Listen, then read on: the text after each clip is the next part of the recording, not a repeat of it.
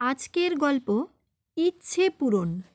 কল্লোল এবং সঙ্গীতা তারা দুজনে ছোট্টবেলার বন্ধু। বড় হয়ে বন্ধুত্বের চেয়েও অনেকটা বেশি ভাবতে শুরু করেছে তারা। তাতে অবশ্য তাদের বাড়ির লোকেদের সুবিধাই হয়েছে।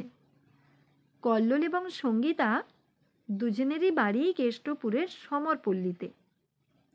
কল্লোল এসবিআই এর সার্ভিস ম্যানেজারের পোস্টে কাজ করে এবং সঙ্গীতা কলকাতার একটা প্রাইভেট ইঞ্জিনিয়ারিং কলেজেরই প্রফেসর। সঙ্গীতা এবং কল্লোল দোলের ছুটিটা দুজনে একসাথে শান্তিনিকেতনে কাটাতে চায়। সেই জন্য তারা ট্রেনের টিকিট এবং হোটেল বুকিংও করে ফেলে। অবশ্য তাদের বাড়ির লোকেরা এটাই জানে যে সঙ্গীতা দোল উৎসব কাটাতে তার বন্ধুদের সাথে দীঘা যাচ্ছে এবং কল্লোল তার অফিস কলিগদের সাথে শান্তিনিকেতন। তারা দুজনে হাওড়া থেকে বিকেল 3:25 ইন্টারসিটি এক্সপ্রেসে টিকিট কাটে। সঙ্গীতা তো খুবই এক্সাইটেড যে সে বাইরে বেড়াতে যাচ্ছে কল্লোলের সাথে। তার যাবার উদ্দেশ্যই ছিল কল্লোলের সাথে আলাদা করে টাইম স্পেন্ড করা। তার রাতে ঘুমও হয় না আনন্দে। যাই হোক, শুক্রবার সঙ্গীতা দুপুর 1টার পর কলেজ থেকে বেরিয়ে যায় হাওড়া স্টেশনের উদ্দেশ্যে, আর কল্লোলও সেকেন্ড হাফে বেরিয়ে হাওড়ার দিকে রওনা হয়। সঙ্গীতা আগেই হাওড়া পৌঁছে যায়। কল্লোল মেট্রো করে এসপ্ল্যানেডে আসে এবং সেখান থেকে হলুদ ট্যাক্সি করে হাওড়া। ট্যাক্সি যাচ্ছে। হঠাৎ কল্লোলের ট্যাক্সি দাঁড়িয়ে যায়। রাস্তায় খুব ভিড়। একটা অ্যাক্সিডেন্ট হয়েছে। সর্বনাশ! কল্লোলের মনের মধ্যে একটা চাপা উত্তেজনা এবং ভয় কাজ করতে শুরু করে। কল্লোল অনেক চেষ্টা করেও বডিটা যে মেয়ে না ছেলে সেটা বুঝতেই পারে না। আর লোকের সেই রকম ঠেলাঠেলি এবং ভিড়। হঠাৎ করে সঙ্গীতার একটা ফোন আসে যে সে স্টেশনে পৌঁছে গেছে। সঙ্গীতার স্টেশন পৌঁছে যাওয়ার ফোনটাতে কল্লোল হাঁপ ছেড়ে বাঁচে। কল্লোল ও সঙ্গীতা দুজনেই একসাথে ইন্টারসিটিতে চাপল 3:25 PM। তার সময় মতো ট্রেন স্টেশনও ছেড়ে দিল।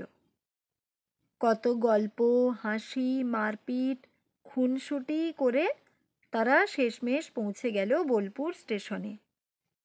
তারপর সেখান থেকে একটা গাড়ি করে তারা শান্তিনিকেতনে যে হোটেলটা বুক করেছিল সেখানে গিয়ে ওঠে। হোটেলটা তো বেশ সুন্দর।